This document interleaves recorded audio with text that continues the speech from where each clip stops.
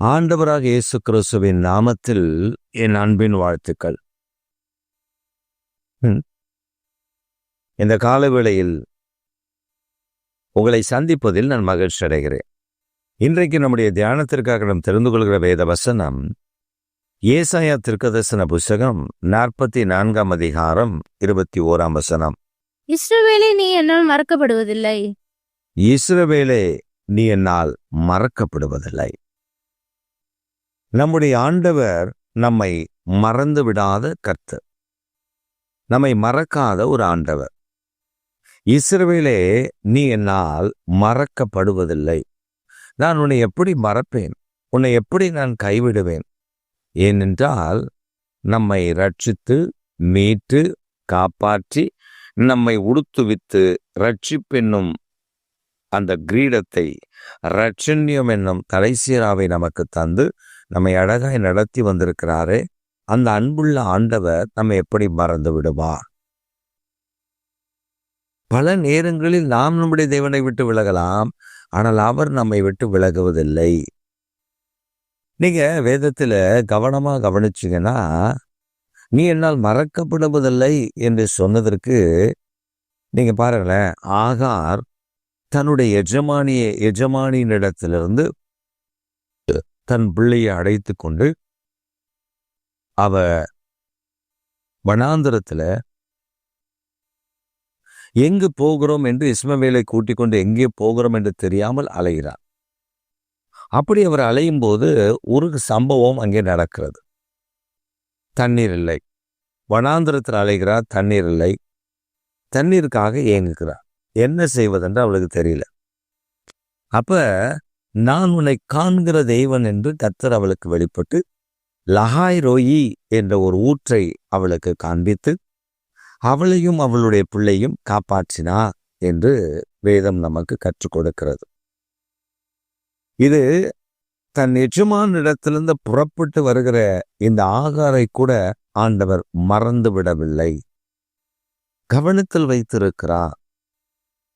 ஆகாரை கூட மறந்து விடாத கர்த்தர். ஏன் என்றால் இஸ்மவேல் ஆபிரகாமுடைய சந்ததி ஆதலால் கர்த்தர் அந்த ஆகார் மேல் கண்ணோக்கமாயிருந்தார், மறந்து விடவில்லை.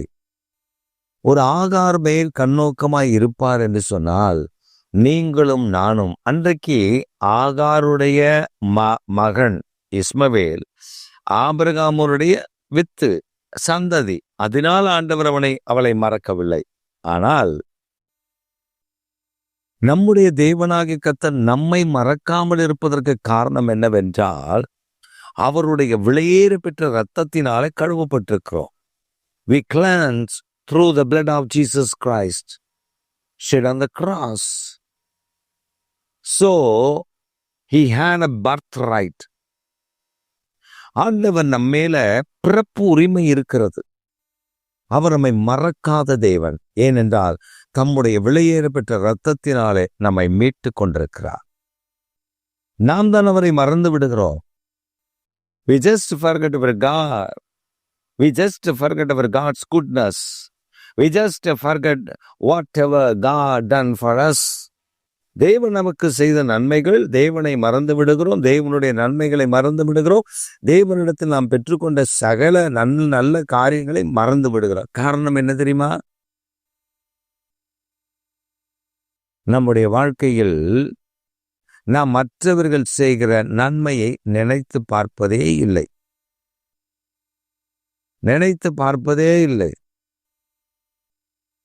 சிலர் நமக்கு ஒரு பரிசு வாங்கி கொண்டு வருவார்கள். அந்த பரிசை எப்படி வாங்கி கொண்டு வந்து தருவாங்கன்னா, கர்த்தர் என்னோடு பேசினார். நீங்க நல்லா கவனித்து பார்த்தீங்கன்னா, நான் சொல்றேன், கர்த்தர் என்னோடு பேசினார், ஆண்டவர் என்னோடு பேசினார், நான் வாங்கி கொண்டு வந்தேன். அப்ப நம்ம யாருக்கு மகிமை செலுத்துவோம்? தேவனுக்கு தானே. சரியா சொல்றீங்க. ஆண்டவருக்கு தான் நம்ம மகிமை செலுத்துவோம், அவருக்கு தான் நம்ம நன்றி சொல்லுவோம். அவங்களுக்கு நமக்கு ஒரு மனஸ்தாபம் வந்துருச்சுன்னு வச்சுக்கோங்க. அவங்க என்ன சொல்லுவாங்க? நான் தான் அவருக்கு அது வாங்கி கொடுத்தேன், நான் தான் அவருக்கு இது வாங்கி கொடுத்தேன், அவர் என்னை மறந்து விட்டார். நன்றி மறப்பது நன்றென்று அன்றே மறப்பது நன்று. அதாவது திருவள்ளுவர் அதை மிக தெளிவாக சொல்லியிருக்கார். நன்றி மறப்பது நன்றென்று நல்லதில்லை.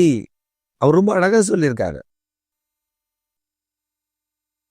நமக்கு நான் உங்களுக்காக தான் வாங்கிட்டு வந்தேன் அப்படின்னு சொல்றது வேற. கர்த்தர் எனக்கு சொன்னார்.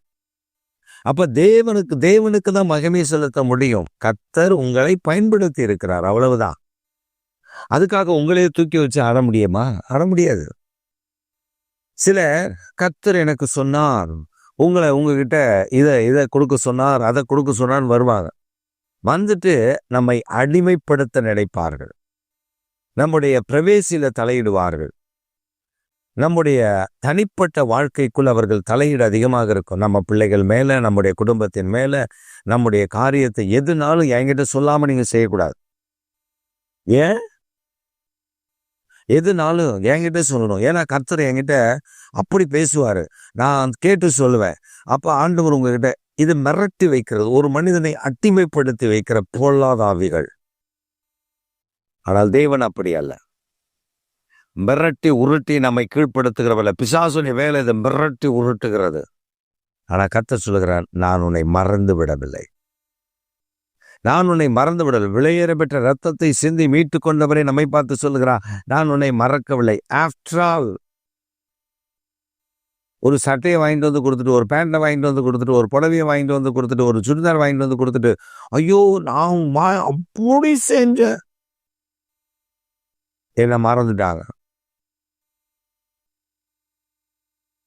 அப்ப நீங்க என்ன சொல்லியிருக்கணும்?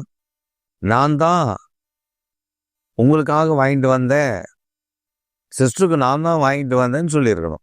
ஏன் கர்த்தர் பேரை சொல்றீங்க? பொய்யா எதுக்கு சொல்லணும்?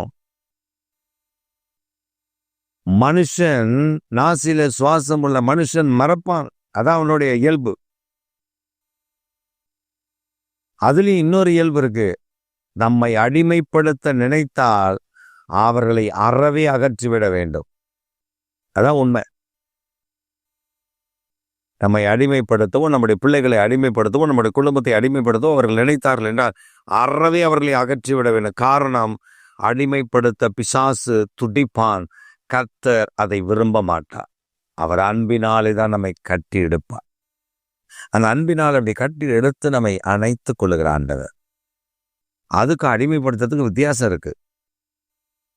எனக்கு தெரியாம இதை செய்யக்கூடாது, எனக்கு தெரியாம நீ அங்க போகக்கூடாது, எனக்கு தெரியாம இங்க ஜெபிக்க போகக்கூடாது, என்கிட்ட நீங்க ஜெபம் பண்ண போனா சொல்லிட்டு போனோம்.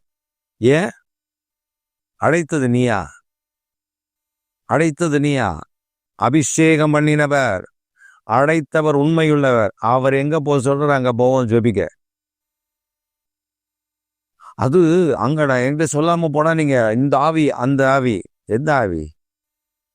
உங்ககிட்ட இருக்கிற ஆவியை விட என்கிட்ட இருக்கிற பரிசுத்த ஆவியானவர் நல்லவர், அழகா நடத்துவார். நம்மளை உருட்டி மிரட்டி வைக்க விரும்புறது.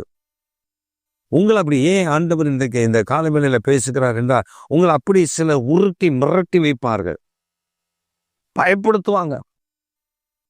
நான் சொன்னாதான் உனக்கு இந்த ஆசீர்வாதம், நான் சொல்லலைன்னா உனக்கு ஆசீர்வாதமே இல்லை. கர்த்தர் எனக்கு அந்த அதிகாரத்தை தந்திருக்கிற. மிரட்டுவாங்க. உனக்கு எந்த அதிகார வசனங்கள் கர்த்தர் கொடுத்திருக்கிறாரோ அதே அதிகார வசனங்களைத்தான் எனக்கும் தந்திருக்கிறார். சொல்லுங்க, அதே அதிகார வசனத்தை தான் எனக்கும் தந்திருக்கிறார். அதே வல்லமையுள்ள வசனத்தை தான் எனக்கும் தந்திருக்கிறார். துன்மார்க்கனுடைய துரோக பேச்சு தான் அப்படி இருக்கும். கர்த்தர் அப்படி செய்யவே மாட்டார். கர்த்தர் அன்புள்ளவர். Is gentle God, is gentle spirit. நம்முடைய ஆண்டவர் ஜென்டில், அவர் ரொம்ப ஜென்டில். நம்ம பாவம் செஞ்சுட்டு ஒரு மனிதன் பாவம் செஞ்சுட்டான்னு வச்சுக்கோங்களேன், அவனை தள்ளி விடுகிற தேவன் அல்ல, அவனை இந்த பாவத்திலிருந்து மீட்டெடுத்து இனி பாவம் செய்யாது என்று சொல்லுகிறவர். அதனால பாஸ்டர் பாவம் செய்யலான்றாரோ? இல்லை. நீ தவறி ஏதோ ஒரு சூழல்ல தவறி ஒரு பாவத்தில் விழுந்து விட்டாய். ஆண்டவர் அந்த பாவத்தில் கிடக்க விரும்ப மாட்டார். உன்னை தூக்கி எடுத்து சுத்திகரித்து இனி பாவம் செய்யாது. Don't defile yourself through your sins. உன்னை நீ கெடுத்துக் கொள்ளாதே என்று சொல்வார். அதனால இந்த காலை வேளையில நீ தேவனால் மறக்கப்படாத கர்த்தருடைய பிள்ளை. நீ அவரால் மறக்கப்படவில்லை. ஏனென்றால் அவர் விலையேற பெற்ற இரத்தம், சிலுவையில் சிந்தப்பட்ட இரத்தம் உன்னை மீட்டிருக்கிறது, என்னையும் மீட்டிருக்கிறது, உங்களையும் மீட்டிருக்கிறது, எங்களையும் மீட்டிருக்கிறது. கர்த்தர் அந்த விலையேற பெற்ற இரத்தத்தினாலே மீட்டிருக்கிறபடினாலே கர்த்தர் மேன்மையான காரியங்களை செய்து விடுகிற ஆண்டவர். அவர் பரிசுத்தம் உள்ளவர். இந்த காலவேளையில் கரங்களை உயர்த்தி சொல்லுங்க, ஏசப்பா நீர் மேல நினைவாயிருக்கிறீர், நீங்க என்னை மறக்கலப்பா. நான் உம்மை விட்டு தூரப்பட்டு போன உண்மைதான், ஆனா நீங்க என்னை மறக்கல. நீங்க மறக்காம வச்சிருக்கிறீங்களே. இஸ்ரவேலே நீ என்னால் மறக்கப்படுவதில்லைன்னு சொல்லியிருக்காருல, அந்த இடத்துல உங்க பேரை போடுங்க. XRY, எக்ஸ் நீ என்னால் மறக்கப்படுவதில்லை, ஒய் நீ என்னால் மறக்கப்படுவதில்லை சொல்லி பாருங்களேன். கர்த்தர் உங்க முகத்துல ஒரு மகிழ்ச்சியை கட்டளையிடுவா, சந்தோஷம் பொங்கும். மற்றவர்களை மிரட்டுவதை குறித்து கவலைப்படாதீங்க. They will never ever overcome you because the blood of Jesus Christ is upon you. It protects you from all the curses. It protects you from all the evil speeches. It protects you from all the evil prayers. பொல்லாங்க நெய்யும் சகல அக்னியாசரங்களை அவிழ்த்து போடத்தக்கதாக அது அவிழ்ந்து போகும், உங்களை தொடாது. கர்த்தர் உங்கள் நடுவில் அவர் இரத்தத்தினால் உங்களை மீட்டிருக்கிறார். மகிழ்ச்சியோடு கர்த்தர் என்னை மறக்கவில்லை. உங்க பேரை சொல்லுங்க. இஸ்ரவேலே நீ என்னால் மறக்கப்படுவதில்லை சொன்ன இடத்துல உங்க பேரை சொல்லி இந்த காலையில கர்த்தரை துதியுங்கள், பெரிய காரியங்களை காண்பீர்கள். ஆமென், ஆமென்.